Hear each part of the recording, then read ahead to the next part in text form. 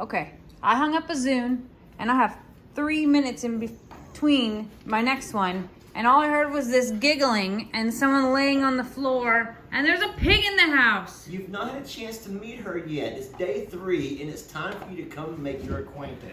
Oh my gosh, I have 2 minutes now. Jamie is more busy than she's ever been in a long time with traveling and conferences. And the world's open back up. I want you to meet her. This is Hi, Lola. Lola. Hi, Or baby. Lolita. And you want to add a little Spanish flair to it. Oh. And she's a good girl. She's a good girl, and she doesn't really know right now if she wants to be an outdoor pig or an indoor pig. Wait, no, wait. No, what? What I'm saying is, she's very used to living indoors, but she's really enjoying what outdoor Mother Nature provides. She's gotten dirty today. She's been in the mud. She's played around and Oh my gosh. yeah, she's rolled around and found her. She's lived a pig's life, a true pig's life. Lola. And so I just brought her in to meet you just real fast until you have time to go out and meet her. You know you're still not out of the doghouse. You know that, right? This doesn't make it okay. Look, who else is upset with me? Yeah, I'm with you, Maggie. I get it. Fully agree. All right, Miss Lola, I got another call to join. We're going to spend some time together later. It's not you, okay? No. It's not you. It's not you. Baby, it's not you.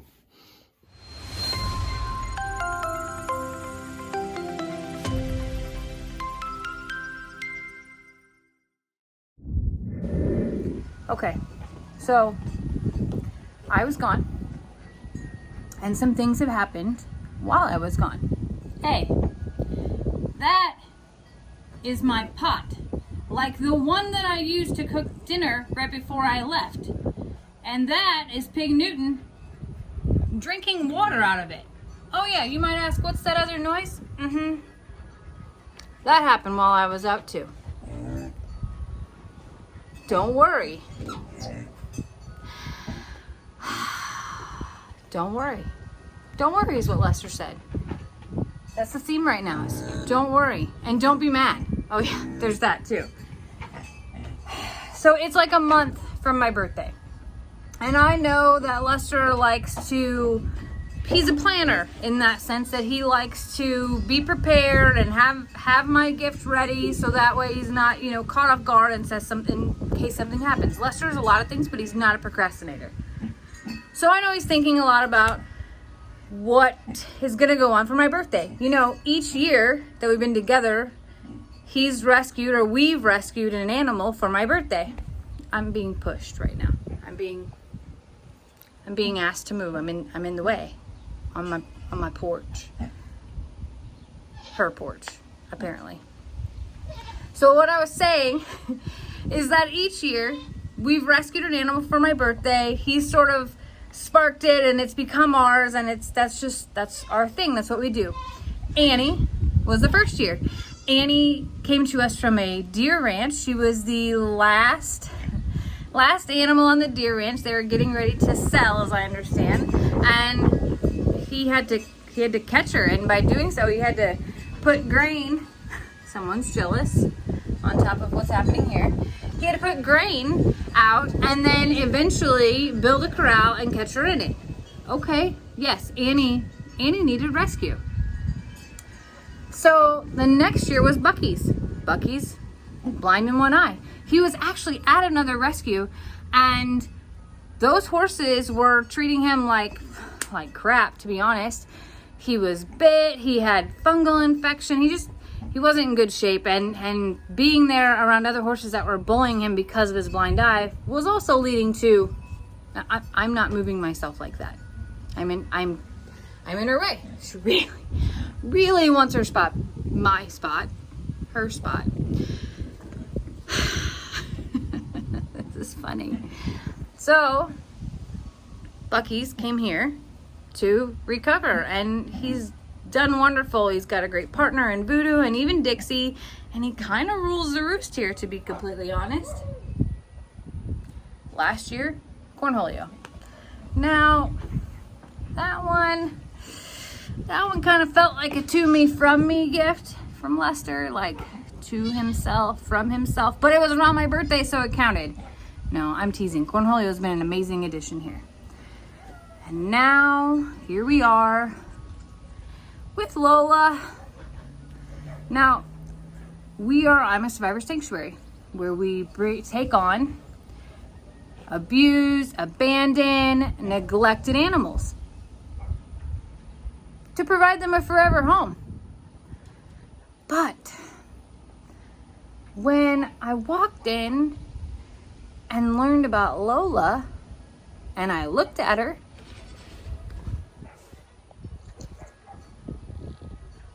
she doesn't look abused. She doesn't look abandoned. And she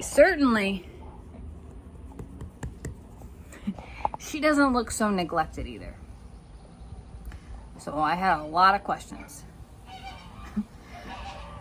Lester and I, we always talk about what we're going to take on.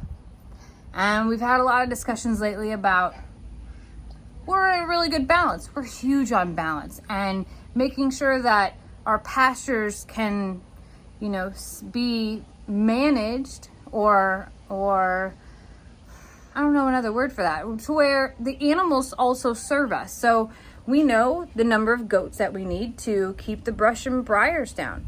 We know the amount of pigs that eat the tall grass, what we need for that too. And we know when there's too many and what that feels like. And we strive really hard for that balance. So you can imagine my surprised feeling to come home to this girl right here. Now, she wants to be on camera. Okay, hold on. Let me switch this up a little bit here. Okay. Is this better? You like to look at yourself? So,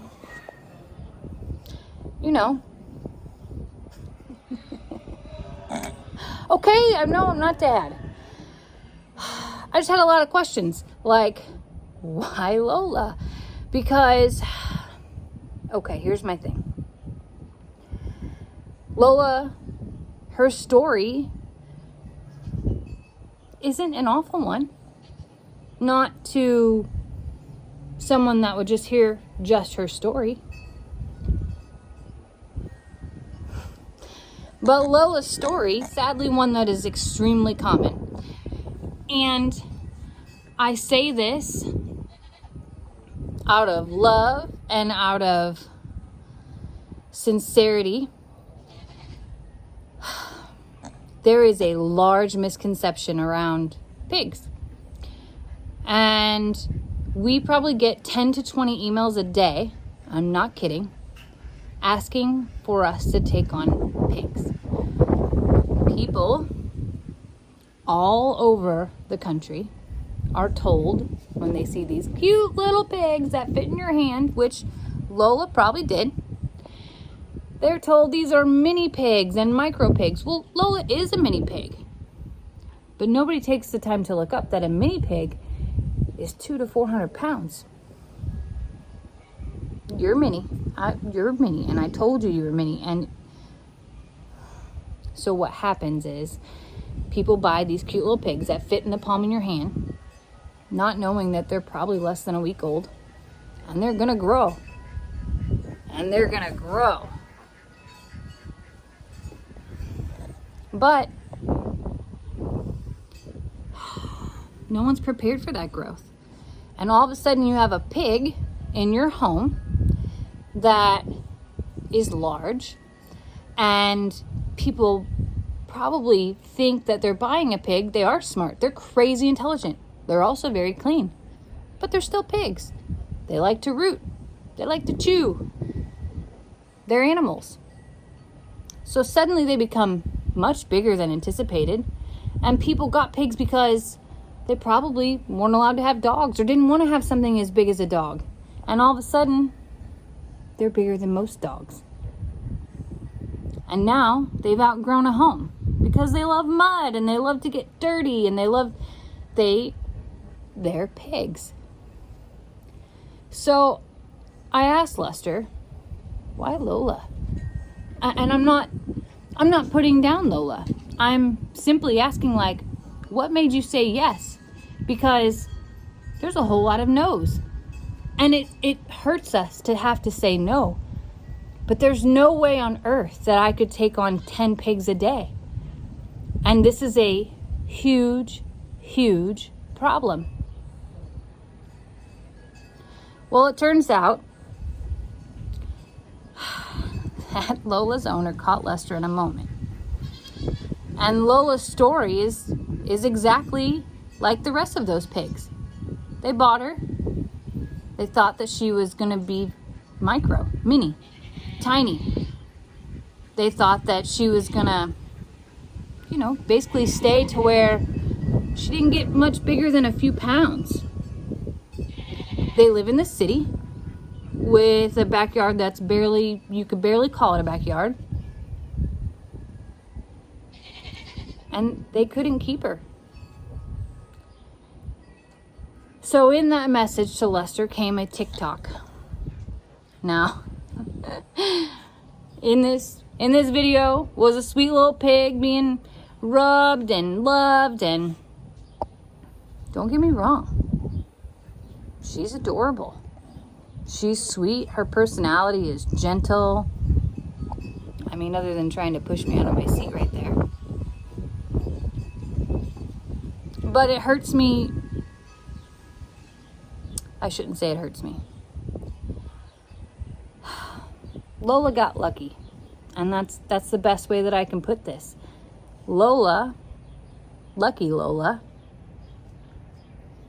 happened to catch Lester in that moment.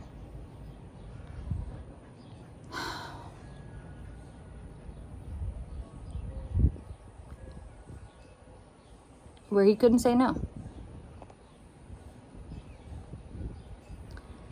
So here we are with Lola, and I've decided to take this Lola moment to educate and to hopefully spread the word about what a mini pig really is, what a commitment that is,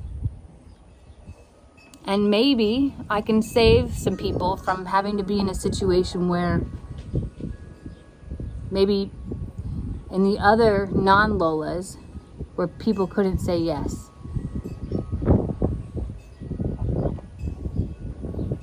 But for now, lucky Lola is here to stay. And I really like her too. So welcome home, Lola.